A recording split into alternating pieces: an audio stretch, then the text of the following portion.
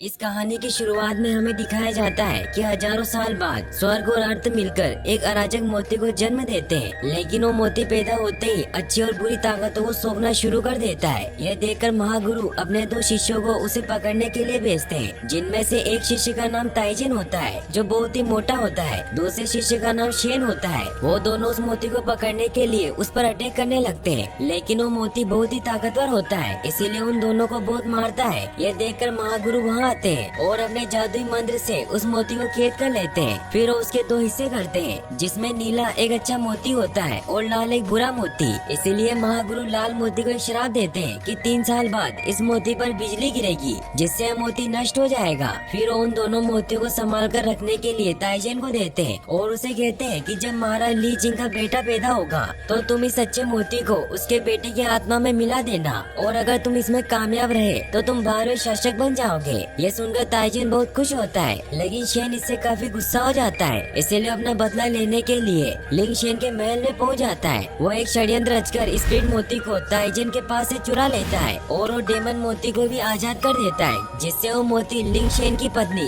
इनकी बॉडी में समा जाता है, जिससे महारानी एक शैतान बच्चे को जन्म देती है, जिसमें आग की बहुत ही खतरनाक पावर होती है, जो पैदा होते ही पूरे गाँव को तबाह करने लग जाता है। यह देखकर मास्टर ताइजिन अपने पास से रिंग निकालते हैं और एक मंत्र बोलकर उसे नेजा को पहना देते हैं, जिससे नेजा की शक्तियाँ कम हो जाती है और उसे मारने लगते हैं। लेकिन तभी महारानी आकर नेजा को बचा लेती है और मास्टर ताइजन से कहती है कि मेरे बेटे को कुछ मत करो, क्योंकि एक माँ अपने बेटे को मरते हुए कैसे देख सकती थी। नेजा अपनी माँ को बाइट करता है, लेकिन इन उसे प्यार से कहती है कि डरो मत, मैं तुम्हारी माँ हूँ और मैं तुम्हारा ख्याल रखूंगी, जिससे उस शैतान बच्चे का दिल भी पिघल जाता है। तभी वहाँ गाँव वाले महाराज से कहते हैं कि इस बाल दानव का जिंदा रहना हमारे लिए अच्छा साबित नहीं होगा, क्योंकि मनुष्य और दानव एक साथ नहीं रह सकते, इसलिए आप हमारी सुरक्षा के बारे में सोचिए। तो महाराज उन्हें कहते हैं कि इसमें इस बच्चे की कोई गलती नहीं है, वो तो खुद बदकिस्मती का शिकार है, इसीलिए हम इस बच्चे को नहीं खोना चाहते और मैं इस बात का ध्यान रखूंगा कि नेजा किसी को हानि न पहुंचाए, और अगर वो किसी का नुकसान करता है तो मैं उसकी भरपाई करूंगा।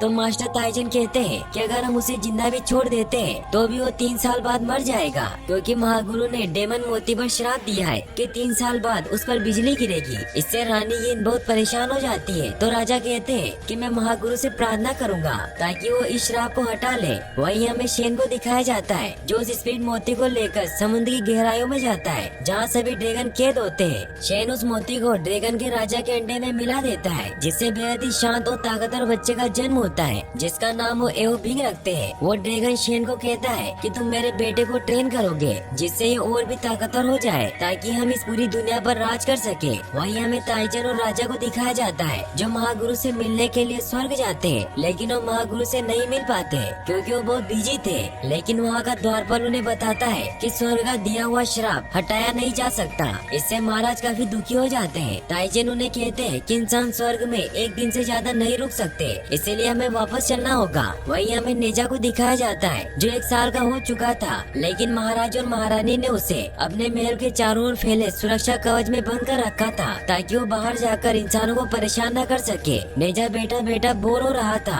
रानी उसके पास आती है और उसे कहती है कि आप वहाँ बेटे क्या कर रहे हो। तो नेजा कहता है कि मैं इस महल से बाहर नहीं जा सकता और आप भी मेरे साथ नहीं खेलती, मैं बोर हो रहा हूँ। तो रानी उसे समझाती है कि माँ को काम भी होता है, इसीलिए मैं आपके साथ नहीं खेल सकती, लेकिन मैं वादा करती हूँ कि आज से मैं आपके साथ खेलूंगी। इससे नेजा बहुत खुश हो जाता है। फिर वो दोनों साथ में खेलने लगते हैं, लेकिन नेजा की बॉडी बहुत ही पावरफुल होती है, जिससे रानी को खेलते वक्त चोट लग रही होती है, मगर फिर भी अपने बेटे की खुशी की वजह से उसके साथ खेल रही थी। तभी वहाँ एक सैनिक आकर रानी को बताता है कि पास वाले गांव में किसी ने हमला कर दिया है, इसीलिए आपको वहाँ चलना होगा। लेकिन इससे नेजा काफी उदास हो जाता है, मगर इन उससे वादा करती है कि अगली बार हम और ज्यादा खेलेंगे। लेकिन नेजा उनकी बात नहीं सुनता और उदास हुआ ऊपर बैठ जाता है। रानी भी काफी उदास हो जाती है, लेकिन उन्हें वहाँ से जाना पड़ता है। वो अपने दोनों सैनिकों को कहकर जाती है कि तुम नेजा का ख्याल रखना और याद रखना कि वो यहाँ से बाहर न चला जाए। यह कहकर रानी वहाँ से चली जाती है। रानी के जाते ही नेजा वहाँ से बाहर निकलने के लिए उन दोनों सैनिकों को पत्थर मारने लगता है, लेकिन वो दोनों इस बात को समझ नहीं पाते और आपस में झगड़ने लग जाते हैं, जिससे मौका पाकर नेजा उस सुरक्षा कवच से बाहर निकल जाता है। नेजा जैसे ही गाँव में पहुँचता है तो सभी गाँव वाले उससे डरकर इधर उधर छिप जाते हैं, लेकिन नेजा उन सभी को ढूंढकर उन्हें परेशान करने लगता है। है, जिससे सभी लोग डरकर इधर उधर भागने लग जाते हैं। वहीं फिर हमें गांव के बच्चों को दिखाया जाता है जो नेजा को डेमन समझते थे और हमेशा उसे परेशान करने के लिए ट्रैप बिछाते रहते थे।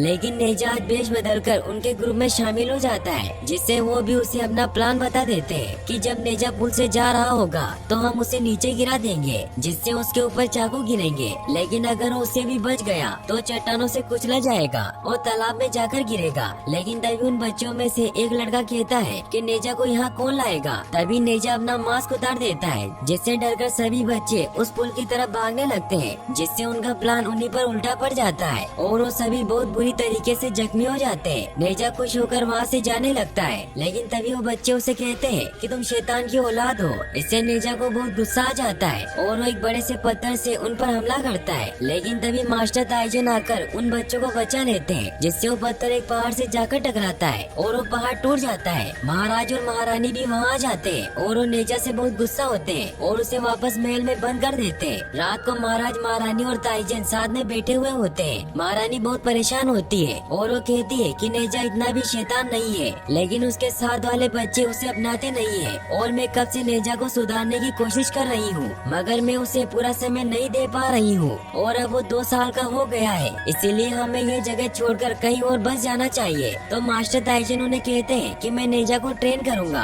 और उसे राक्षसों का संहारक बना दूंगा। महाराज उसकी बात से सहमत हो जाते हैं। फिर अगले दिन जब नेजा महल में खेल रहा होता है तब उसे बगीचे में एक मैप दिखाई देता है और वो जैसे उसे टच करता है तो उसके अंदर चला जाता है, जिससे वो मैप में बनी बहुत ही खूबसूरत जादुई दुनिया में पहुंचता है, जिसकी खूबसूरती देखकर नेजा भी हैरान रह जाता है। मास्टर ताइजन भी वहीं होते हैं और उसे एक जादुई ब्रश दिखाकर कहते हैं कि इसकी मदद से तुम सब कुछ बदल सकते हो। फिर वो उस ब्रश की मदद से जादुई ट्रैक बनाकर दुनिया की सैर करने लग जाते हैं, जिससे नेजा को काफी मजा आता है। फिर ताइजन उससे कहते हैं कि मैं तुम्हें जादू सिखाऊंगा, तो नेजा उसकी बातों पर विश्वास नहीं करता क्योंकि उसे लगता था कि मास्टर को कुछ जादू नहीं आता, वो सिर्फ ब्रश की मदद से ही जादू कर सकते हैं। तो मास्टर उसे अपने जादू का नमूना दिखाते हैं, जिसमें वो इल्यूजन क्रिएट करते हैं, जिससे नेजा को ऐसा लगता है कि सब असली है, लेकिन असल में एक जलावा होता है। लेकिन नेजा इससे काफी खुश होता है और वो मास्टर को जादू सिखाने को कहता है। तो ताइजन उसे कहते हैं कि तुम्हें इसे सीखने के लिए बहुत मेहनत करनी होगी। फिर वो उसके कान में एक मंत्र बोलते हैं। नेजा उस मंत्र की मदद से इल्यूजन क्रिएट करने लगता है, लेकिन उससे नहीं होता। यह देखकर ताइजन बहुत खुश होता है और वो मन ही मन में कहता है कि मुझे इसे सीखने में 6 महीने लग गए, तो ये बच्चा क्या सीखेगा। वहीं फिर हमें दिखाया जाता है कि ताइजन वहीं सो रहे होते हैं। तभी रानी उनके पास आती है और उन्हें कहती है कि मुझे अपने बेटे से मिलना है। तो ताइजन उसे कहते हैं कि मैं उसे जादू सिखा रहा था और वो यहीं पर था, लेकिन नेजा वहाँ नहीं होता। तो रानी को तालाब में नेजा की बॉडी दिखाई देती है।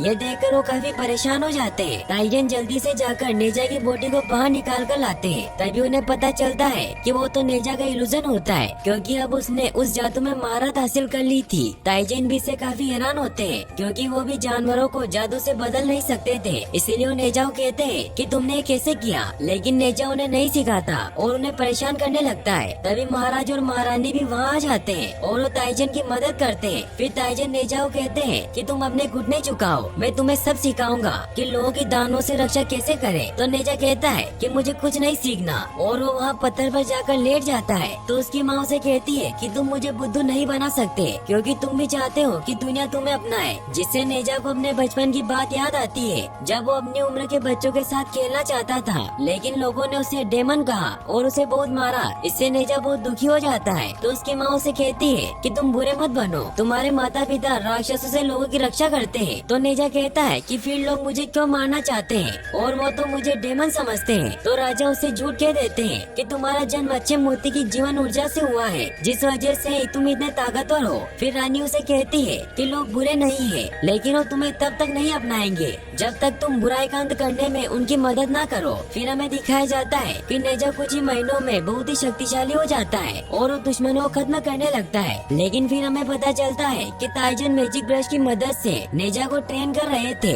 फिर वो उसे ये सब फास्ट फॉरवर्ड करके बताते हैं कि तुमने शैतानों का अंत तो किया, लेकिन इसमें तुमने बहुत से मासूम लोगों की जान ले ली। तो नेजा कहता है कि असली नहीं है। तो राजा कहते हैं कि इससे पता चलता है कि तुम में असीम ताकत है, लेकिन तुम उसका सही इस्तेमाल नहीं करना चाहते। इसलिए वो मास्टर को उससे जादुई बाला वापस लेने को कहते हैं। तो नेजा भी मास्टर की जेब में वो बाला रख देता है, लेकिन वो वहाँ से जादुई ब्रश निकाल लेता है और वो वहाँ से निकल जाता है। वहीं हमें दिखाया जाता है कि एक राक्षस समुद्र से निकलकर एक घर की तरफ आता है और वो वहाँ एक कुत्ते को खाने लगता है। लेकिन तभी नेजा वहाँ पहुँच जाता है और उस राक्षस को कहता है कि इस कुत्ते को छोड़ दो, लेकिन वो उसकी नहीं सुनता तो नेजा उसे बहुत मारता है। लेकिन फिर वो राक्षस पानी में चेंज होकर वहाँ से भागने लगता है। नेजा उसका पीछा करता है और आग से उस पर अटैक करता है, जिससे पूरे गाँव में तबाही मच जाती है। वहीं रास्ते में वो राक्षस एक छोटी लड़की को उठाकर अपने साथ पानी में लेकर जाने लगता है और वो नेजा को कहता है कि समुद्र में मुझे कोई नहीं पकड़ सकता। लेकिन तभी वहाँ बिंग आकर सारा पानी बर्फ बना देता है। बिंग वही होता है जिसे शेर ने स्पीड मोती से बनाया था।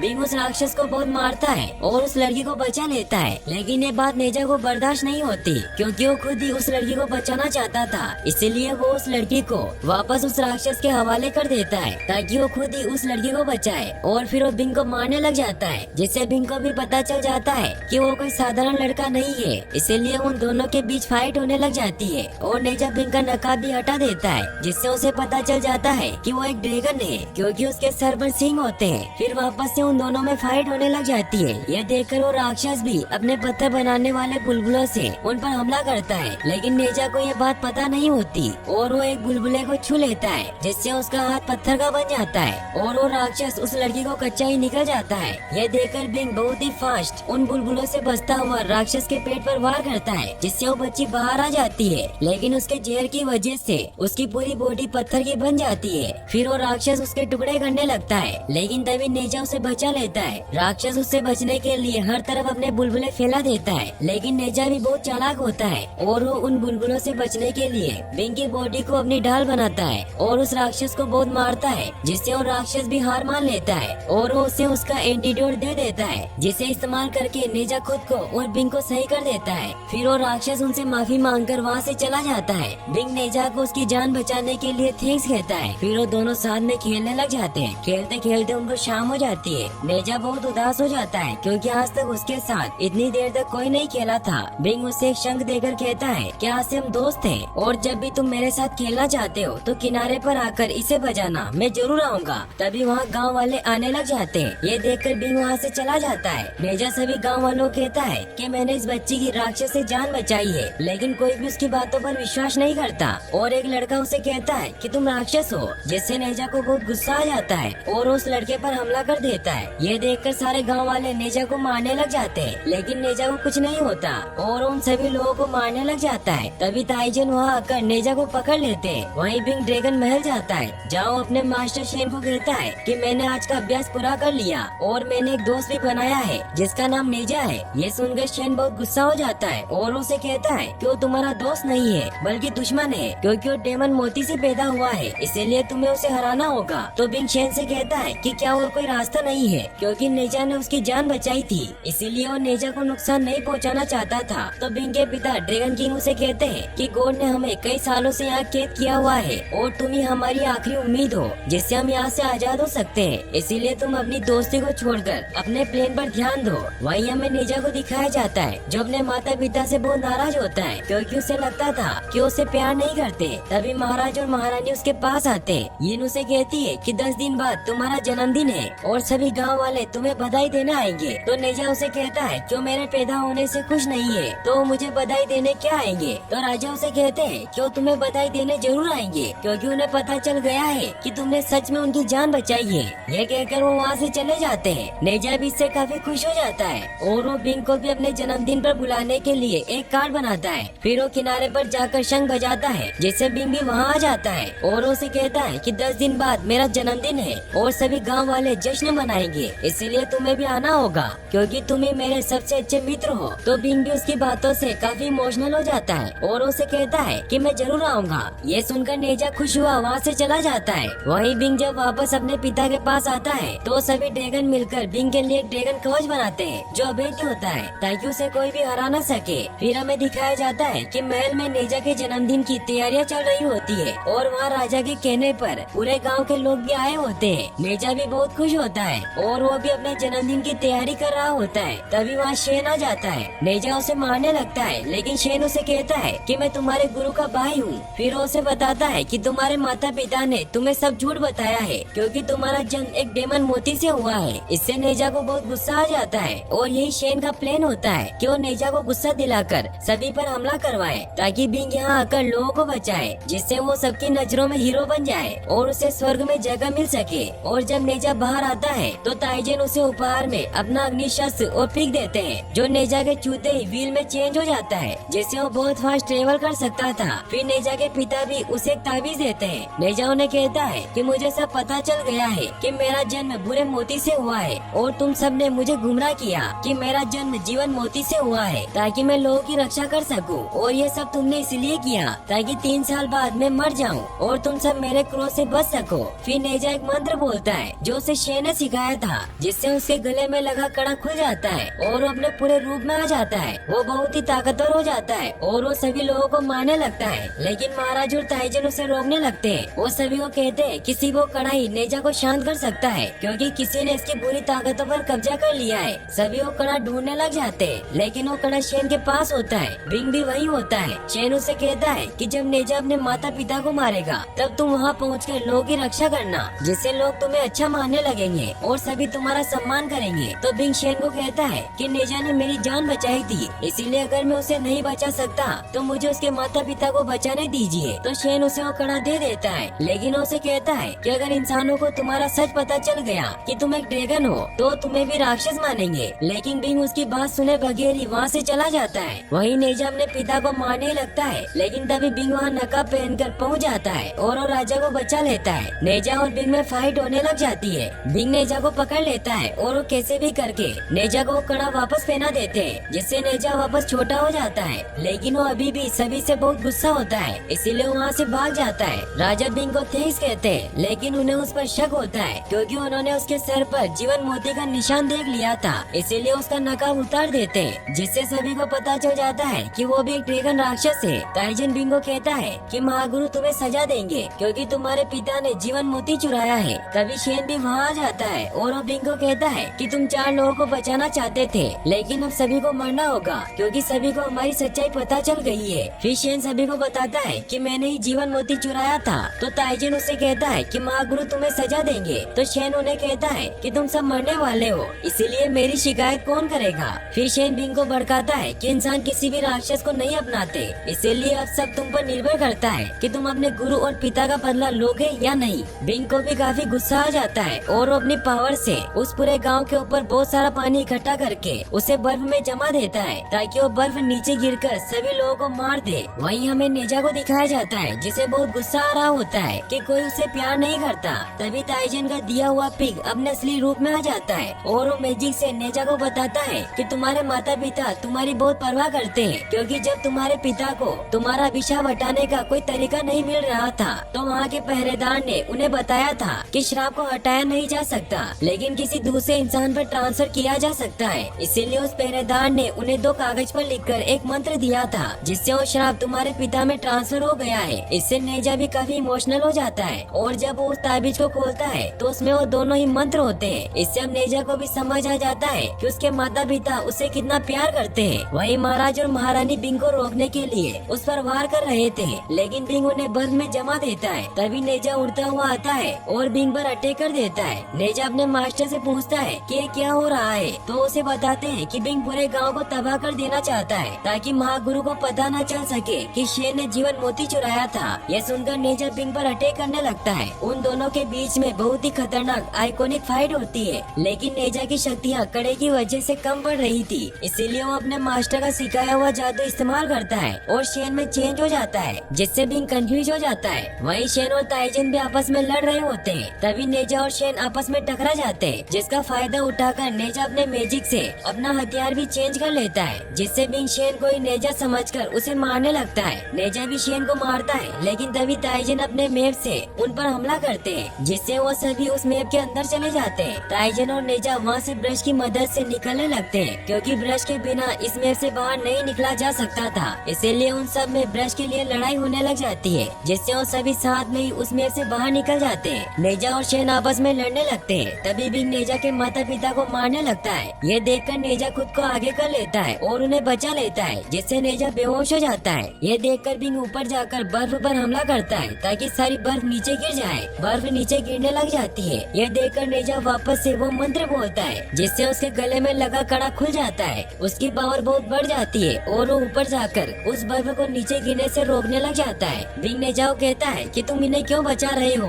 तुम्हारा जन्म तो दानव के रूप में हुआ है। तो नेजा कहता है कि कोई देवता या दानव नहीं होता, मैं अपनी नियति खुद लिखूंगा। और फिर वो अपने पावर का इस्तेमाल करके उस पूरी बर्फ को पिघला देता है। फिर वो शेन को भी पकड़ लेता है, लेकिन वो उसे नहीं मारता। तो बिंग उसे कहता है कि मार दो मुझे। तो नेजा कहता है कि तुम ही मेरे इकलौते दोस्त हो। वहीं अब ऊपर आसमान में भी बिजली कड़कने लग जाती है, जिससे अब नेजा को भी समझ आ जाता है कि उसका अंतिम समय आ गया है। इसीलिए वो नीचे जाकर उस ताबीज में मौजूद कागज को फाड़ देता है, ताकि उसकी वजह से उसके पिता की जान न जाए। नेजा आखिरी बार अपने माता पिता को अलविदा कहता है, तभी उसके ऊपर बिजली गिरने लग जाती है। लेकिन तभी बिंग वहाँ आकर नेजा को बचाने लग जाता है, क्योंकि अब वो भी समझ गया था कि कोई अच्छा या बुरा नहीं होता। फिर वो दोनों साथ मिलकर उस आकाशीय बिजली को सौंपने लग जाते हैं, लेकिन वो गॉड का सामना नहीं कर पाते। ये देखकर ताइजेन भी नेजा को बचाने के लिए उनकी मदद करने जाते हैं। वो ऊपर जाकर उस इंद्र कमल के बॉक्स को खोल देते हैं, जिससे नेजा और बिंग उस बॉक्स में बंद हो जाते हैं। वहीं फिर हमें दिखाया जाता है कि वहाँ नीचे बिजली की वजह से बहुत बड़ा गड्ढा बन गया होता है। महाराज और महारानी नेजा को ढूंढ रहे थे, तभी उन्हें वहाँ वही बॉक्स मिलता है जिसमें नेजा और बिंग होते हैं। और ताइजेन उन्हें बताता है कि नेजा और बिंग मर चुके हैं, क्योंकि इंद्र कमल उनके शरीर को नहीं बचा पाया, लेकिन उसने उनकी आत्मा को बचा लिया। और यहीं पर ये फिल्मी कहानी खत्म हो जाती है।